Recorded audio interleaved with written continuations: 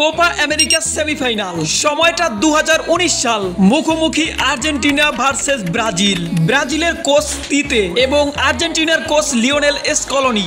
ম্যাচের শুরু থেকেই দুপক্ষ হাড্ডাহাড্ডির লড়াই হতে থাকে। এই ম্যাচটিতে ব্রাজিল টিম যেন জ্বলে উঠেছিল। তাদের জিঙ্গা স্টাইলের সাথে আর্জেন্টিনার ডিফেন্ডাররা যেন পেরে উঠছিল না।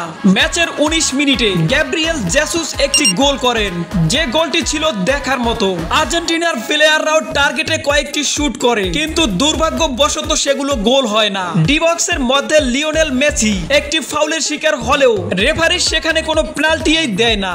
আমার মতে এখানে একটি পেনাল্টি দেওয়া উচিত ছিল। হাফ টাইমের পরে ম্যাচের 71 মিনিটে ব্রাজিলিয়ান প্লেয়ার রবার্তো ফিরমিনহো আর একটি দুর্দান্ত গোল করেন। ম্যাচের স্কোর তখন 2-0। আর এরই সাথে সাথে কোপা আমেরিকা 2019 এর সেমিফাইনাল ম্যাচ শেষ হয়ে যায়।